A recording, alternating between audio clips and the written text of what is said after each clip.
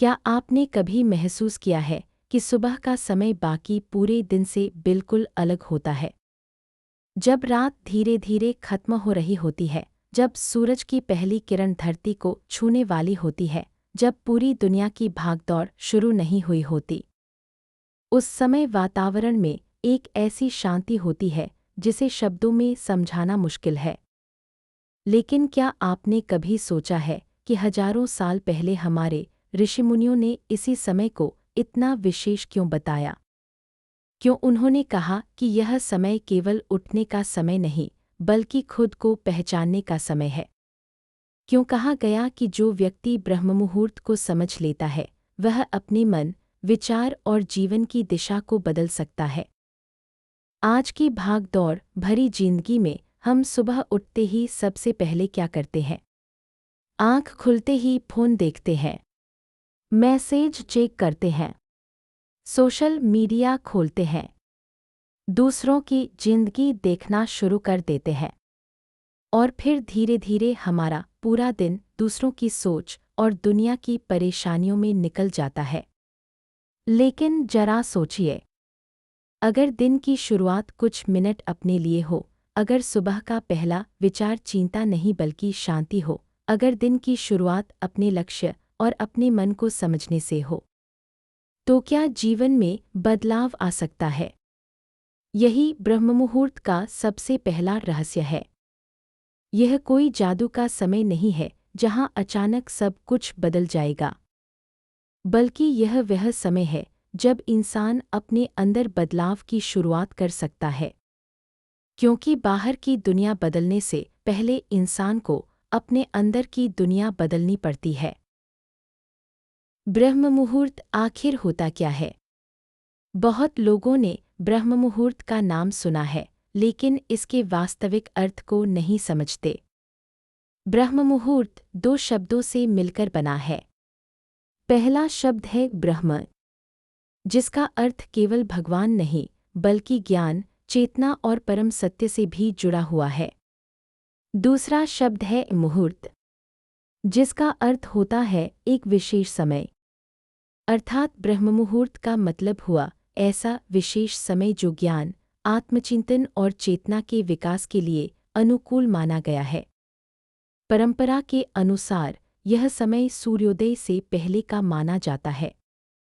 अलग-अलग स्थानों और ऋतुओं के अनुसार इसका समय बदल सकता है, लेकिन सामान्य रूप से इसे सुबह लगभग 3 बजे से 6 बजे के बीच माना जाता है। अब सवाल यह आता है कि आखिर इसी समय को क्यों चुना गया? क्या रात के 12 बजे या दिन के समय इंसान ध्यान नहीं कर सकता? बिल्कुल कर सकता है।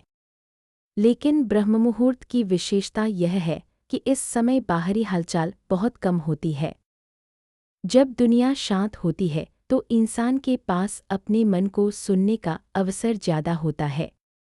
ऋषिमुनि ब्रह्ममुहूर्त में ही क्यों उठते थे? प्राचीन समय में ऋषिमुनियों का जीवन प्रकृति के अनुसार चलता था। वे सूरज के साथ अपनी दिनचर्या को जोड़ते थे। उनका मानना था कि सुबह का समय मन को स्थिर करने, ज्ञान प्राप्त करने और साधना के लिए श्रेष्ठ है। दिन शुरू होने के बाद इंसान कई चीज़ों में उलझ जाता है। परिवार की जिम्मेदारी, काम की चिंता, लोगों से बातचीत, अलग-अलग विचार। लेकिन सुबह का शुरुआती समय ऐसा होता है जब मन पर बाहरी प्रभाव कम होता है। इसी कारण इस समय को आत्मचिंतन के लिए महत्वपूर्ण माना गया। ब्रह्ममुहूर्त का सबसे बड़ा रहस्य शांत मन। मनुष्य की सबसे बड़ी समस्या क्या है? मन। कभी भविष्य की चिंता, कभी पुराने समय की बातें, कभी दूसरों से तुलना। हमारा मन लगातार चलता रहता है। लेकिन सुबह का समय मन को शांत करने का अवसर देता है। आपने देखा होगा कि जब आप सुबह किसी शांत जगह पर जाते हैं तो बिना किसी खास कारण के भी मन हल्का महसूस करता है, क्योंकि उस समय वातावरण में शोर कम होता है और हमारा ध्यान अंदर की तरफ जा सकता है। यही कारण है कि ध्यान, प्रार्थना और आत्मचिंतन के लिए सुबह के समय को महत्व दिया गया। सुबह उठते ही पहला विचार क्यों महत्वपूर्ण है? कई लोग कहते हैं कि सुबह उठते ही उनका पूरा दिन खराब हो जाता है। कभी कोई बुरी खबर मिल जाती है, कभी कोई चिंता याद आ जाती है, कभी उठते ही तनाव शुरू हो जाता है। इसका कारण यह है कि सुबह उठने के बाद हमारा मन एक खाली पन्ने की तरह होता है। जिस तरह एक खाली जमीन में लगाया गया बीज आगे चलकर पेड़ बनता है, उसी तरह सुबह के शुरुआती विचार हमारे व्यवहार को प्रभावित कर सकते हैं। अगर सुबह की शुरुआत शिकायतों से होगी तो मन उसी दिशा में जाएगा। अगर शुरुआत शांति, कृतज्ञता और सकारात्मक सोच से होगी तो पूरे दिन का अनुभव अलग हो सकता है। ब्रह्म मुहूर्त में उठने का मतलब क्या सिर्फ 3 बजे उठना है? यह सबसे बड़ी गलतफहमी है। कुछ लोग सोचते हैं कि अगर वे सुबह 3 बजे नहीं उठे तो इसका कोई लाभ नहीं। लेकिन असली उद्देश्य केवल समय नहीं है। असली उद्देश्य है अपने जीवन में एक ऐसा समय निकालना जब आप खुद से जुड़ सके। अगर कोई व्यक्ति रात देर तक जागता है और अपनी नींद पूरी नहीं करता, तो केवल जबरदस्ती जल्दी उठना स्वास्थ्य के लिए सही नहीं हो सकता। संतुलन जरूरी है। ब्रह्म मुहूर्त का अर्थ है अनुशासन, जागरूकता और अपने जीवन को बेहतर दिशा देना। अब सवाल आता है, ब्रह्म मुहूर्त में करना क्या चाहिए? सिर्फ उठ जाना पर्याप्त नहीं है। अगर उठकर फिर चिंता, मोबाइल और नकारात्मक चीजों में समय निकल गया तो इस समय का उद्देश्य पूरा नहीं होगा। क्योंकि समय की कीमत तभी होती है जब हम उसका सही उपयोग करना जानते हैं। सुबह का समय ऐसा है जैसे प्रकृति हमें हर दिन एक नया अवसर देती है। लेकिन बहुत लोग इस अवसर को बिना समझे ही खो देते हैं। ब्रह्म मुहूर्त में जागने के बाद सबसे पहला काम क्या होना चाहिए? जब आपकी नींद खुलती है, उस समय आपका मन बाकी समय की तुलना में ज़्यादा शांत अवस्था में होता है। इस समय तुरंत अपने हाथ में मोबाइल लेना सबसे बड़ी गलती हो सकती है। क्योंकि जैसे ही हम मोबाइल खोलते हैं, हमारा मन दूसरों की दुनिया में चला जाता है। किसी की सफलता देखकर तुलना शुरू हो जाती है। किसी की समस्या देखकर चिंता शुरू हो जाती है। किसी खबर से मन प्रभावित हो जाता है। और दिन की शुरुआत अपने विचारों से नहीं, बल्कि बाहरी दुनिया के विचारों से होने लगती है। इसलिए सुबह उठने के बाद कुछ समय खुद के लिए रखना महत्वपूर्ण माना गया है।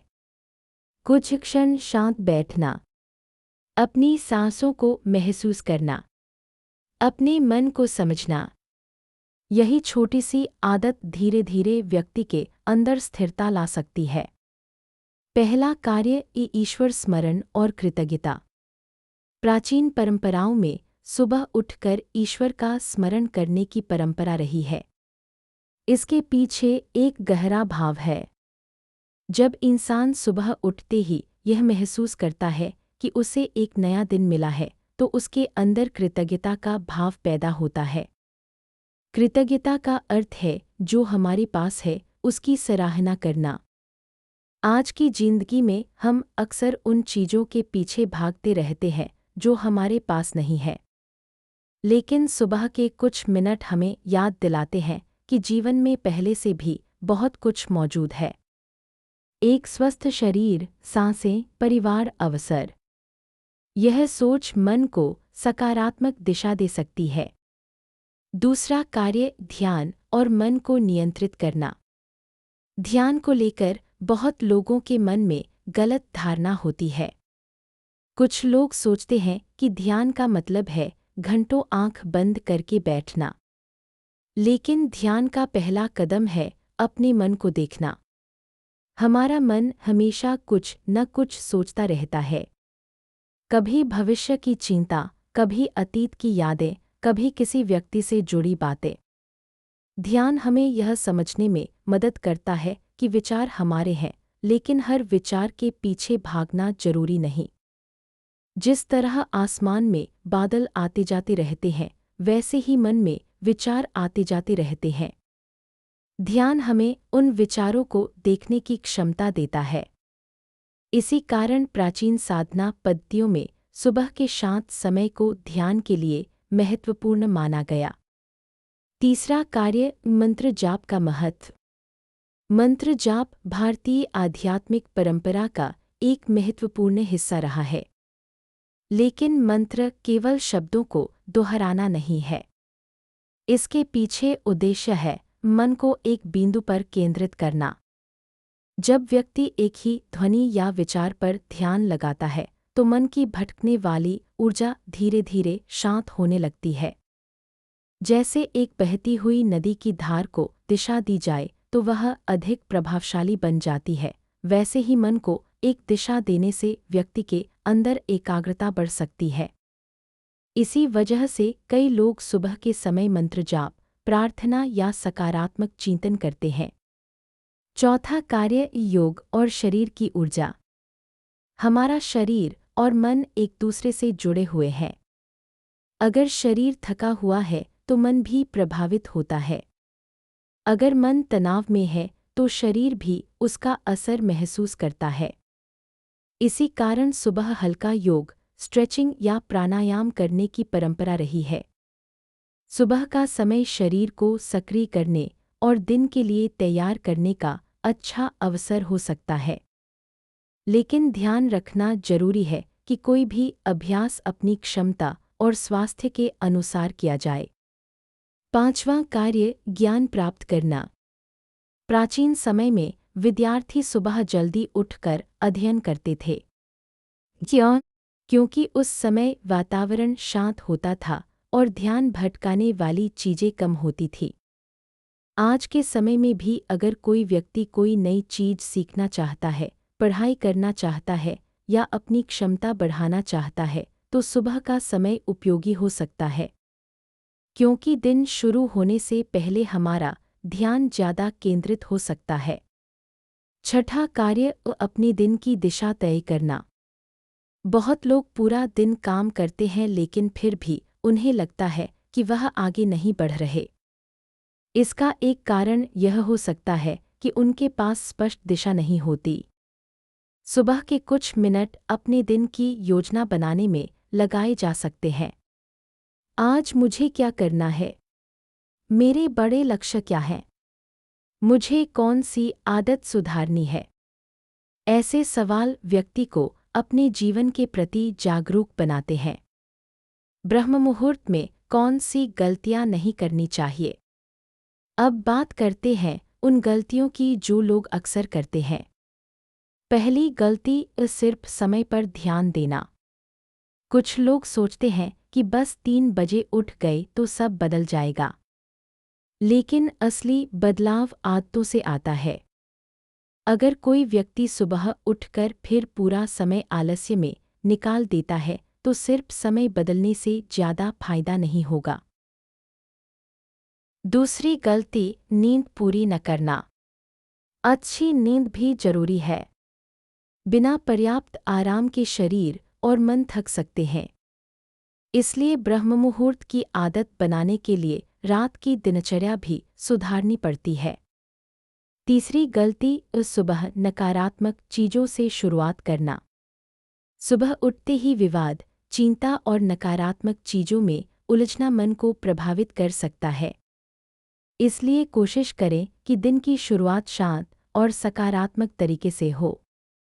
तो दोस्तों, अब तक हमने जाना कि ब्रह्म मुहूर्त सिर्फ जल्दी उठने का नाम नहीं है, बल्कि यह अपने मन, विचारों और जीवन को बेहतर दिशा देने का एक अवसर है। लेकिन अभी इस रहस्य के कई गहरे पहलू बाकी हैं। अगले भाग में हम जानेंगे कि क्या सच में ब्रह्म मुहूर्त इंसान के भाग्य और जीवन में बदलाव ला सकता है। सुबह के समय की गई साधना, ध्यान और अच्छी आदतों का इतना महत्व क्यों बताया गया है, और कौन-कौन सी गलतियां हैं जो लोग ब्रह्म मुहूर्त का सही लाभ लेने से रोक देती हैं। इसके साथ ही हम जानेंगे कि ब्रह्म मुहूर्त में अपनाई जाने वाली ऐसी कौन सी बातें हैं जो मनुष्य के जीवन में अनुशासन, शांति और सकारात्मक बदलाव ला सकती हैं। तो इस रहस्य को आगे समझने के लिए जुड़े रहिए अगले भाग में, क्योंकि ब्रह्ममुहूर्त का असली रहस्य अभी बाकी है। धन्यवाद।